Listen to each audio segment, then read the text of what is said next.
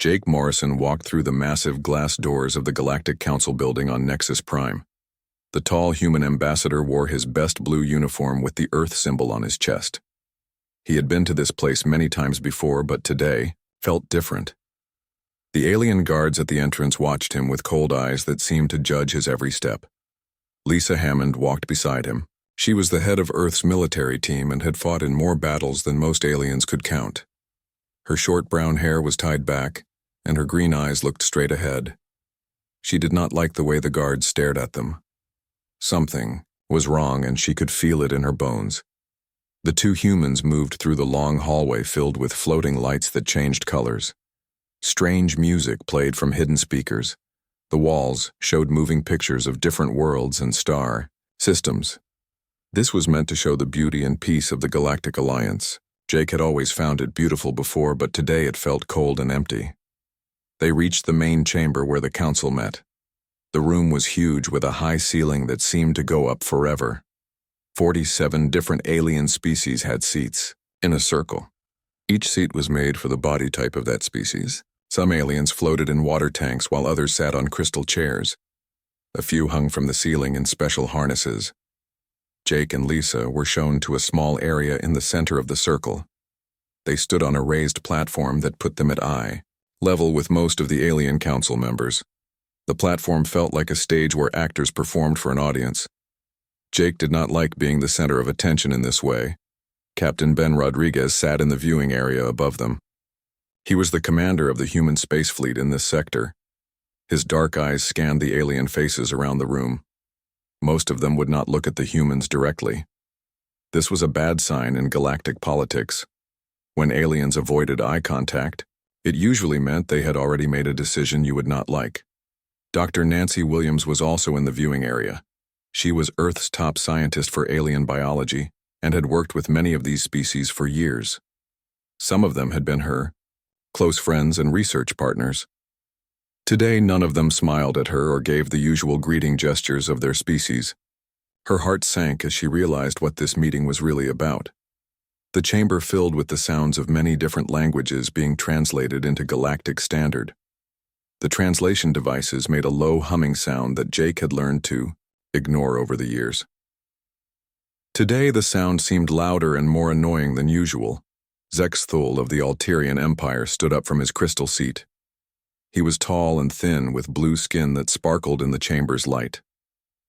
His people were some of the oldest members of the council, and their voice carried great weight in decisions.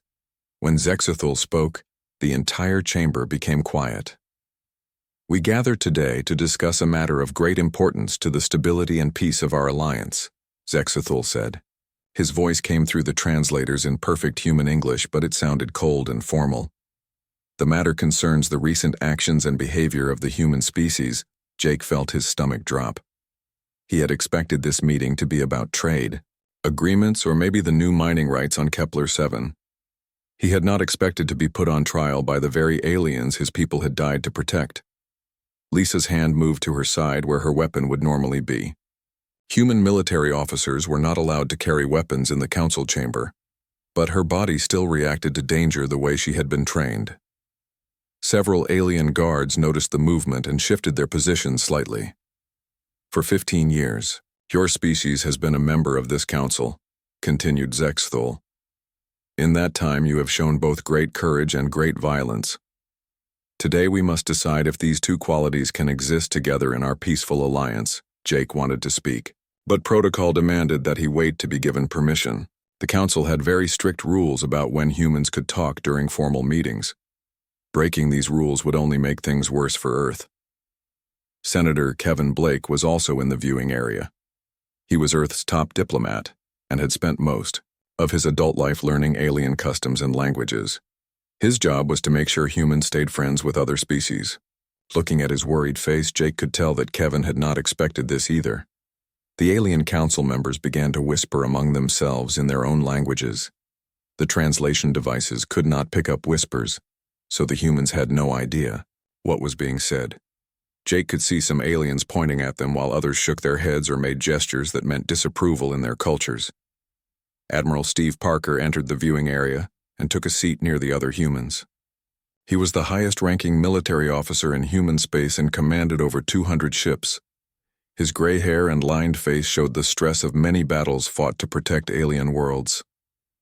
He looked around the chamber with the calm expression of a man who had seen enough politics to know when things were about to go very badly. The whispers died down and Zexthul raised one of his forearms for silence. "We will now hear the formal charges that have been brought against the human species," he announced. "Each member species that wishes to speak will be given time to present their concerns." Jake's heart began to beat faster. This was not a discussion or a meeting about policy. This was a trial and humanity was the defendant. 15 years of friendship and alliance were about to be judged by the very species that humans had saved from destruction multiple times. The first alien stood up to speak. Counselor Veltar of the Syrian Federation rose from his crystal seat. His body was made of living rock that changed colors when he felt strong emotions. Right now, the colors were dark red and orange, which meant anger and fear in his species. He had been one of the first aliens to welcome humans into the galactic community 15 years ago. Now he looked at Jake Morrison with eyes that seemed to burn with disappointment. In the past solar year alone, Veltar began, "Human forces have acted without council permission 14 separate times. They have ignored our diplomatic protocols and rushed into conflicts that could have been solved through peaceful talks." Jake felt his jaw tighten. Every single one of those 14 times humans had acted to save lives when the council was too slow to make decisions. The Kepler colony had been under attack by pirates for 3 days, while the council debated whether to send help. By the time they decided to act, human ships were already driving off the attackers and saving thousands of innocent people. "The humans claim they act to protect life," continued Veltar, "but their methods show a dangerous love of violence. They carry weapons that can destroy entire cities. Their soldiers are trained from childhood to kill efficiently. This is not the way of civilized species." Lisa Hammond wanted to stand up and remind the council that those same weapons and soldiers had saved Veltar's own homeworld from the Vorthon invasion 5 years ago. Human Marines had fought and died in the crystal caves of Sirius IV while Veltar's people hid in their underground cities. But she kept quiet because interrupting a council member during formal accusations would only make things worse. The next speaker was Ambassador Krish of the Quellen Collective. Her species looked like giant spiders but with smooth skin instead of fur. She spoke through a voice box that made her words sound like music. "The humans do not understand patience," she sang in her strange musical voice. "When we suggest careful study and long consideration, they become angry and impatient. They want to act immediately without thinking of consequences." Dr. Nancy Williams felt sick as she listened to the accusations. She had worked with Krish for 8 years developing new medicines that had saved millions of lives across 12 different worlds. They had spent countless hours together in laboratories and had become close friends. Now Krish spoke about humans like they were dangerous animals that needed to be controlled. Senator Kevin Blake was finally given permission to speak for humanity. He stood up slowly and looked around the chamber at faces that had once been friendly. "Every action taken by human forces was done to protect innocent life," he said in a calm voice. "The Titan Station siege lasted 6 weeks while this council debated sending aid. Human ships arrived in 3 days and stopped the massacre of 2 million colonists." "You prove our point," interrupted Veltar. "You could not wait for proper diplomatic channels to work. You took matters into your own hands like you always do." Kevin's face turned red, but he controlled his anger. "Proper diplomatic channels would have taken months. Those colonists would have been dead long before you finished your debates." High Counselor Morden of the Elder Circle stood up next. His species was ancient and had been part of the galactic community for over 10,000 years. They looked like tall, thin humans, but with silver skin and large black eyes. When the elders spoke, everyone listened because their wisdom was respected throughout the galaxy.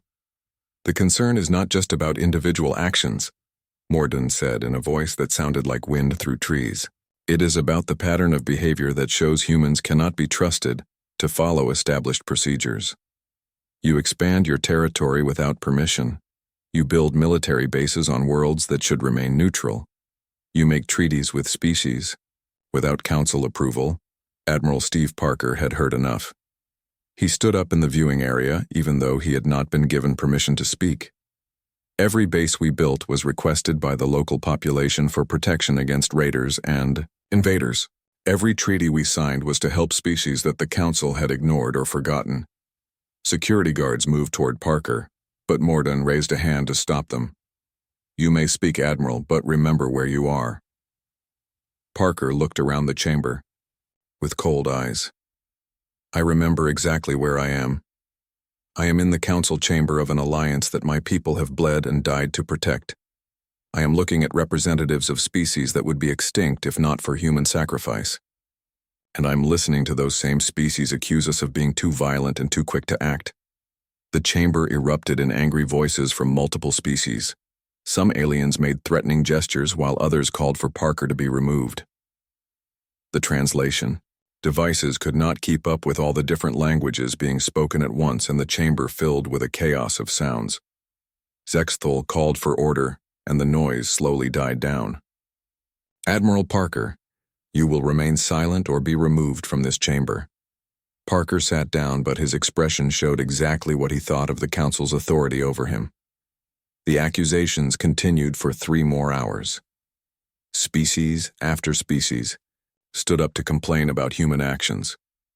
The Vegan Empire was angry that humans had disrupted their slave trade by freeing workers on mining worlds. The Rigel Consortium complained that humans had shared advanced medical technology with poor planets instead of selling it to the highest bidder. Dr. Amy Richardson was finally allowed to present evidence of human contributions to galactic society. She showed records of scientific advances that had come from human research, new medicines that had stopped plagues, agricultural techniques that had ended famines on dozens of worlds, engineering innovations that had improved life for billions of people. "None of this matters," said Counselor Thexera of the Centauri Alliance, "if humans cannot learn to follow rules and respect authority. A dangerous species that refuses to be controlled is a threat to everyone regardless of their contributions." Commander Ryan Torres watched from the gallery as his friends and colleagues were put on trial by the very people they had spent their lives protecting.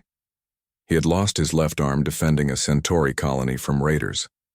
The doctors had saved his life but could not save the limb. Now representatives of that same colony were calling humans dangerous and uncontrolled. The final accusation came from the youngest member of the council. Ambassador Yilneth of the New Terran colonies was only 30 years old and represented worlds that had been founded just 50 years ago. His species looked like humans but with purple skin and no hair. "Humans are a threat to the natural order of galactic civilization," he said in a voice that shook with emotion. "They do not respect the wisdom of older species. They question decisions that have been made by councils for thousands of years. They represent chaos and change in a galaxy that has found peace through stability and order." When the accusations ended, the chamber fell silent. Jake Morrison looked around at 47 species that had just spent 5 hours explaining why humanity was too dangerous to remain in their alliance. These were the same species that had begged for human help when the destroyer fleets attacked the Outer Rim. The same aliens who had celebrated when human engineers fixed their failing star drives and human doctors cured their diseases. Now they wanted humans gone because they were too willing to help and too quick to act when others suffered. The trial was over, and everyone knew what the verdict would be. High Chancellor Morden stood at the center of the council chamber. His ancient silver face showed no emotion as he prepared to deliver the verdict that would change the galaxy forever. The Elder Circle had deliberated for only 30 minutes, which meant the decision had been made long before the trial began. Jake Morrison felt his heart pounding as he waited to hear words that would determine humanity's future among the stars. "The Galactic Council has reached a unanimous decision regarding the human species and their continued membership in our alliance," Morden announced. His voice carried clearly through the translation devices, but seemed to echo strangely in the vast chamber. "After careful consideration of all evidence and testimony presented today, we find that humanity poses a clear and present danger to galactic stability and peace." Lisa Hammond felt her hands clench into fists. Unanimous meant that every single species in the chamber had voted against humanity. even the ones that humans had saved from extinction, even the allies who had fought beside human soldiers in desperate battles against impossible odds. Every single one had decided that humans were too dangerous to keep around. Therefore, continued Mordoun, humanity's membership in the Galactic Council is hereby suspended indefinitely. All human vessels, military and civilian, must withdraw from Council space within 7 standard rotations. All human personnel must evacuate Council territory within the same time period. All treaties and agreements between humanity and Council member species are declared null and void effective immediately. The silence that followed was deeper than the vacuum of space itself. Jake Morrison stared at the alien faces around him, searching for any sign of regret or uncertainty. He found none. 47 different species looked back at him with expressions that ranged from relief to satisfaction. They had just exiled, the only species that had consistently put their lives on the line to protect others, and they seemed happy about it. Admiral Steve Parker stood up slowly in the viewing area. His weathered face showed no emotion, but his eyes burned with a quiet fury that made several alien guards shift nervously. "We have sacrificed 23,000 human lives defending your worlds," he said in a voice that carried to every corner of the chamber. "We have shared our technology, our resources, and our best people with species that saw us as nothing more than useful barbarians." "Admiral Parker," interrupted Zexthul, "the Council's decision is final and not subject to debate." Parker continued as if the Alterian had not spoken. "Those 23,000 dead humans died believing they were protecting friends and allies. They died thinking their sacrifice meant something to the species they saved. I guess we know better now." Several council members began speaking at once, but Parker raised his hand for silence. Surprisingly, the chamber became quiet. Even his enemies respected the authority in his voice. "You want us gone because we act too quickly when innocents are in danger," Parker said. "You call us violent because we carry weapons and know how to use them. You fear us because we do not wait for committees to decide whether people deserve to live or die. Fine. We understand your position perfectly." Dr. Nancy Williams gathered her research files with shaking hands. 15 years of scientific collaboration with alien species was about to become worthless. Medical breakthroughs that had saved millions of lives would be lost when human scientists were banned from Council laboratories.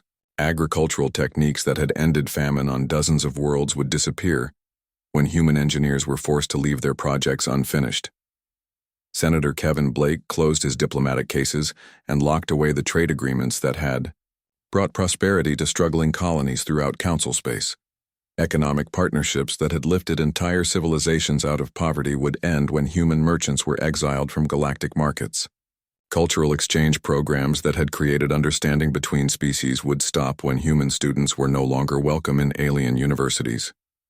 "You have 7 rotations to remove all human presence from our territory," repeated Mordoun. "Any human vessels remaining after that deadline will be considered hostile and dealt with accordingly." Captain Ben Rodriguez stood up and walked toward the exit without saying a word. His communications officer would already be preparing to send withdrawal orders to every human ship in Council space. Within hours, the Great Exodus would begin. Warships that had protected alien trade routes for years would power down their weapons and head for human territory. Medical ships treating plague victims would finish their current patients and depart. Research vessels exploring new star systems would abandon their work and return home. Lieutenant Colonel Alex Hunter sat in the viewing area, thinking about the peacekeeping force he commanded in the neutral zone. 3,000 human soldiers were currently stationed on contested worlds, keeping ancient enemies from killing each other. His troops had been there for 6 years, maintaining peace through strength and diplomacy. Now they would have to pack up and leave while old hatreds flared back to life. Jake Morrison finally found his voice. "The irony is that you are proving our point about the need for quick action," he said. "Instead of working with us to address your concerns, you have chosen the fastest and most extreme solution available. You are acting exactly like the humans you claim to despise." "The decision is made," said Mordoun firmly. "You have 7 rotations, we understand," Jake replied. "But I want every member of this council to remember this moment. Remember that you had the choice to work with us or exile us. Remember that you chose exile, And remember that choice when you face the next crisis without us." The human delegation began filing out of the chamber. No angry speeches were made, no threats were issued, no demands for reconsideration were presented. They simply accepted the verdict and prepared to leave. This calm acceptance seemed to disturb some of the alien council members more than angry protests would have. Dr. Amy Richardson passed her former research partner Krish on the way out. The spider-like alien reached out with one delicate limb as if to touch her arm but pulled back at the last moment. "Amy," she sang in her musical voice, "I want you to know that this was not personal." Richardson stopped and looked at her former friend with sad eyes. "Of course it was personal, Krish.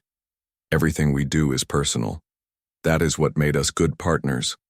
And that is why this hurts so much." She walked away, leaving Krish standing alone with her guilt. Commander Ryan Torres was one of the last humans to leave the viewing area. He had fought beside soldiers from 12 different species during the HFY War. Some of them were in this chamber today watching him leave. None of them would meet his eyes. The bonds forged in battle meant nothing compared to the fear of human independence and strength. As the humans departed the council chamber, an uncomfortable silence settled over the alien representatives. They had gotten what they wanted. The dangerous humans would soon be gone from their territory. The species that refused to follow proper procedures would no longer disrupt their careful diplomatic processes. The warriors who acted first and asked permission later would take their violence back to their own small corner of the galaxy.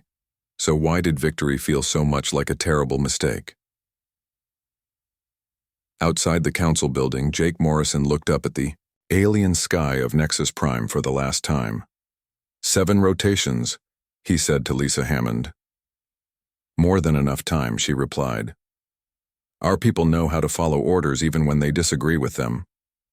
They walked toward their transport ship as the Isabi first sunset of their exile began. 6 months after the human exodus, Councillor Veltar stood before an emergency session of the Galactic Council, with reports that made his crystalline body flicker with colors of distress. The same chamber where humanity had been exiled now buzzed, with panic as the consequences of that decision became impossible to ignore.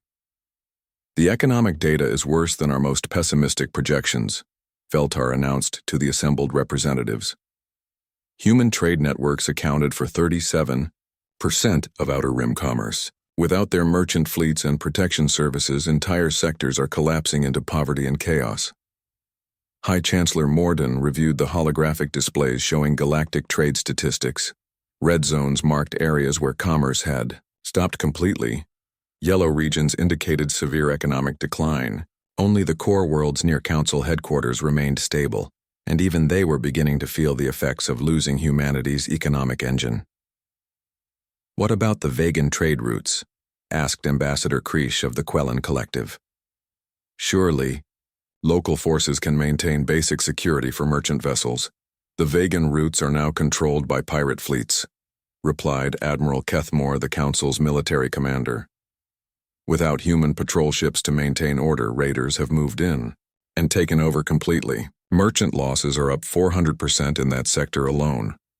The chamber filled with worried murmurs as species representatives realized that their own trade ships were now vulnerable to attack. Human warships had provided security that everyone took for granted until it was gone. Local planetary defense forces were designed to protect individual worlds, not patrol vast regions of space. "What about the Rigel medical colonies?" asked Dr. Zenith, the Council's chief medical advisor. "Have they been able to maintain quarantine protocols without human oversight?" The silence that followed was answer enough. Finally, Veltar activated a holographic display showing infection rates in the Rigel system. "The plague has broken quarantine and spread to 4 adjacent star systems. Local medical authorities estimate 2 million deaths in the next standard year without immediate intervention. Can we not send our own medical teams?" suggested Councillor Thexera of the Centauri Alliance. "We have tried," replied Dr. Zenith. "But human medical protocols were specifically designed for this type of plague. Our doctors do not have the training or equipment to replicate their techniques. The humans took 15 years of medical research with them when they left.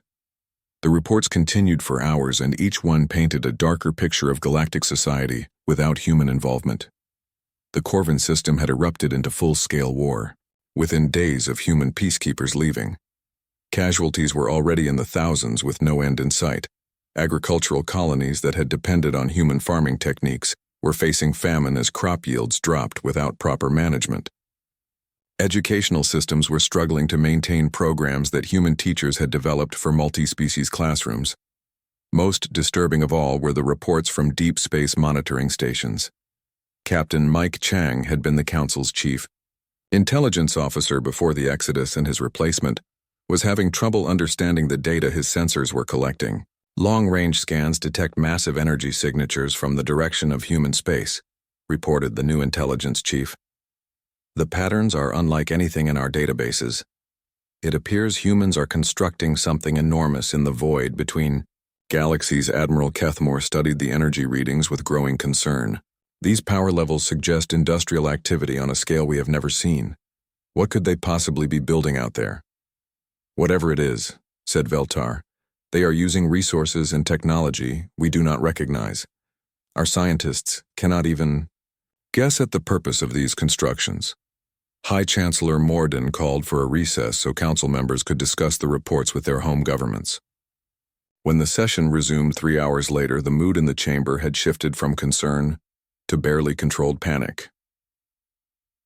My government has authorized me to propose opening communication channels with the human government, announced Ambassador Yilneth of the new Terran colonies. Perhaps we can negotiate some form of limited cooperation agreement. Several other representatives expressed support for this idea. The young species that had been most vocal about exiling humanity were now the most eager to bring them back. Their frontier colonies were suffering the most without human protection and support. I have already attempted to contact Earth's new government, admitted Morden. They call themselves the Independent Human Alliance now. Their response was brief and final. He activated a holographic message recorder that played a human voice, speaking in calm professional tones. The Independent Human Alliance thanks the Galactic Council for their inquiry. However, humanity no longer participates in council affairs. We wish you prosperity in your endeavors, that is all, asked Krish in her musical voice. No demands, no conditions, no negotiation. That is all, confirmed Morden. They have closed all diplomatic channels and do not respond to further communications. The implications sank in slowly. Humanity was not angry or bitter about their exile. They had simply moved on and were building something new without any input from their former allies. This was somehow more terrifying than threats or demands for revenge would have been. Our defensive capabilities have decreased by 42% without human fleet support, reported Admiral Kethmore. If the Vorthon return, or if we face another destroyer incursion, our current forces would be insufficient to mount an effective defense. Surely you exaggerate, said Councillor Thexra.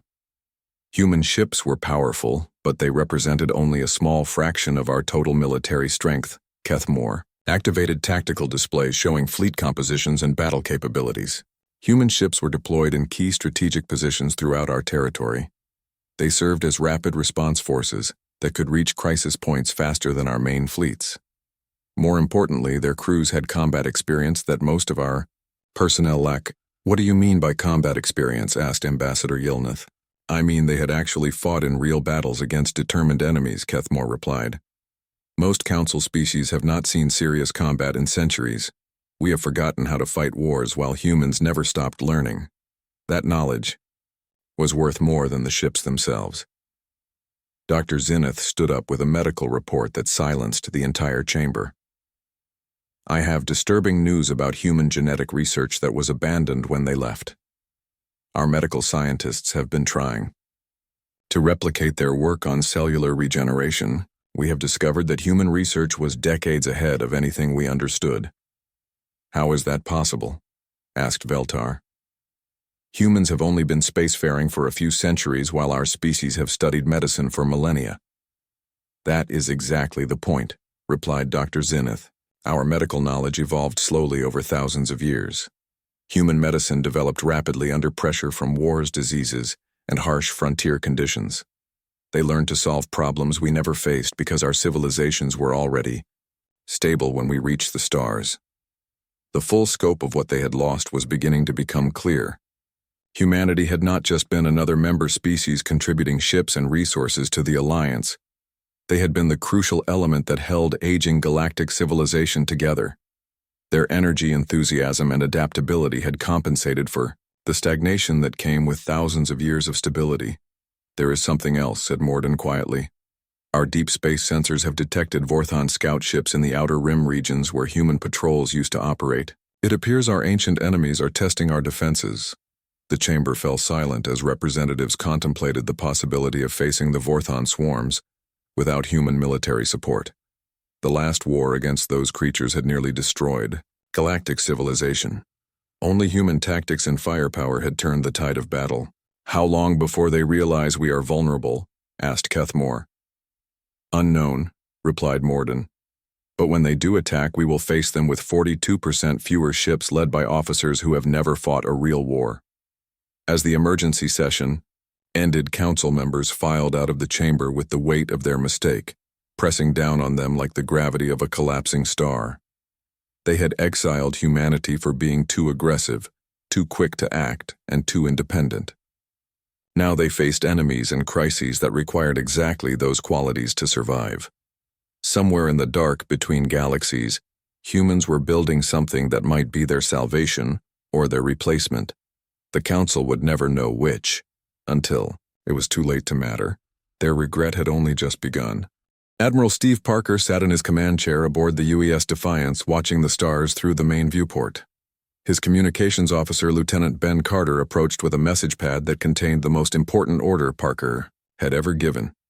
7 simple words that would end 15 years of galactic cooperation and start something entirely new. "Send it to every human vessel in Council space," Parker said without turning around. "Use priority alpha channels and mark it classified beyond Council security clearance." Carter hesitated for just a moment. "Sir, the message is very short. Are you sure you do not want to add any explanation or context?" Parker finally turned to look at his young officer. Carter had been born on a human colony world that would now be cut off from Earth for the first time in his life. The boy had never known a galaxy where humans were not welcome everywhere among the stars. "The message says everything that needs to be said, Lieutenant," Parker replied. "Send it now." Carter activated his console and transmitted 2 words to every human ship station and outpost in Council territory. "Come home." Within minutes, the greatest withdrawal in galactic history began. Captain Emma Foster stood on the bridge of the research vessel UES Discovery deep in the Vega system where her team had been studying stellar formation for 3 years. The ship's quantum laboratories contained experiments that would advance astrophysics by decades if they were allowed to continue. Her science team included researchers from 12 different species who had become like family to her. "Shut down all experiments and prepare for immediate departure," she ordered her crew. "Pack everything we can carry and delete everything we cannot." Dr. Carl Watson, her chief scientist, looked up from his console with confusion. "Captain, we are in the middle of a breakthrough on stellar nucleosynthesis. Another month of data collection could revolutionize our understanding of how heavy elements form in star cores." Foster handed him the message pad with Admiral Parker's orders. Watson read it twice, then slowly began shutting down equipment worth more than most planetary budgets. 15 years of research, he said quietly. Gone. The Discovery's alien science team gathered in the main laboratory as the humans prepared to leave. Velcri, the Syrian physicist, had worked with Foster for 5 years mapping gravitational anomalies around black holes. "Emma," he said through his translator device, "surely there must be some way to continue our work together." Foster looked at her friend and research partner with genuine sadness. "I am afraid not, Velcri. The Council has made their decision and we must respect it. Take the research data we have collected and continue the work without us." "It will not be the same," Velcri replied. "Humans think differently than other species. You see patterns we miss and ask questions we would never consider. Our research will suffer without your insights." "Then perhaps the Council should have thought of that before they exiled us." Foster said as she sealed the last data storage unit. Goodbye, old friend. 3-star systems away, Colonel Alex Hunter was facing an even more difficult situation. His peacekeeping force of 3,000 human Marines was stationed on Corvin Prime, where 2 alien species had been fighting over mineral rights for centuries. The humans had maintained an uneasy peace for 6 years, through careful diplomacy backed by overwhelming firepower. Sir, said Major Julie Ross, his second-in-command, the local government is begging us to stay. They say the fighting will restart. Within hours of our departure, Hunter looked at the holographic display showing troop positions across the planet. His Marines were scattered among 40 different cities, keeping ancient enemies from killing each other. I know, Major, but our orders are clear. Begin immediate evacuation procedures. The withdrawal from Corvin Prime took 18 hours. Human soldiers packed up equipment that had become familiar to local populations. Children who had grown up seeing human patrols in their streets watched the strange alien soldiers board their ships and disappear into the sky. Within a day of the last human transport leaving the planet, the first shots were fired in what would become known as the Second Corvin. War Captain Lisa Hammond commanded the withdrawal of human forces from the Rigel medical colonies, where a plague had been contained through human medical expertise. Dr. Patricia Kim, the chief medical officer, had spent 4 years developing treatments that had saved over 2 million lives. The quarantine protocols will collapse without human oversight, Dr. Kim reported. Local medical staff do not have the training or equipment to maintain containment if the plague mutates. Document everything you can and transmit it to local authorities, Hammond ordered. After that, we follow our orders and return to human space. But Captain, Dr. Kim protested, people will die without proper medical support. Hammond looked at her friend with eyes that had seen too much political betrayal in one day. People are always dying, Doctor. The difference is that from now on it will not be our responsibility to save them. The most painful moment of the exodus came when Admiral Parker himself had to recall the human fleet protecting the Outer Rim territories. These were frontier worlds settled by species that could not afford their own military protection. Human warships had patrolled their trade routes and defended their colonies for over a decade. Captain Robert Nash, commander of the heavy cruiser UES Vigilant, received his recall orders while investigating pirate activity near the Centauri border.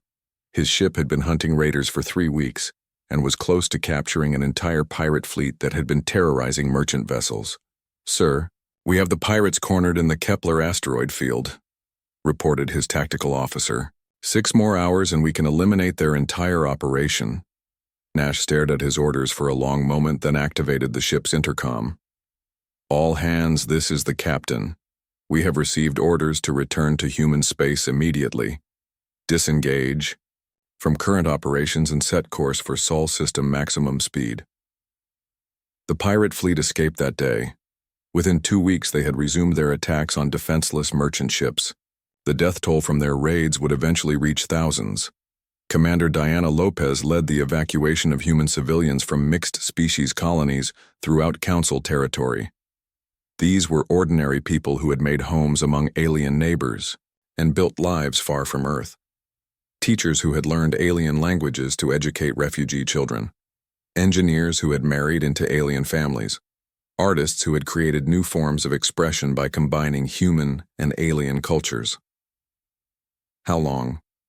Do we have to pack? Asked Sarah Morrison, a human teacher who had spent 8 years working in an alien school system. Her students included children from 6 different species who had never known education without human involvement. 4 days, Lopez replied. I am sorry, but those are the orders from Earth.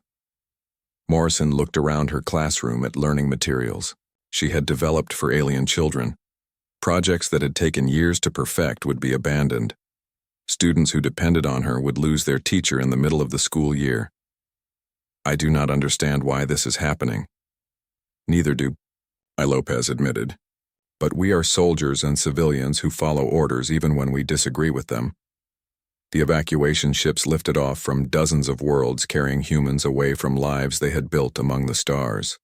Some cried as they watched alien homes disappear below them. Others stared in angry silence at the injustice of being exiled for the crime of helping others too quickly and too effectively. In 72 hours, every human presence in council space vanished. No protests were organized, no resistance was offered, no final appeals were made to alien governments. They simply packed up their lives and left as ordered. The silence of their departure was more disturbing to alien observers than angry threats would have been. Humans had accepted exile with the same calm efficiency they brought to everything else. They followed orders they disagreed with because that was what civilized people did when legal authority made decisions. As the last human transport ship crossed the border into human territory, the galaxy suddenly felt much larger and much lonelier than it had the day before. The council had gotten exactly what they asked for, but somehow it did not feel like victory.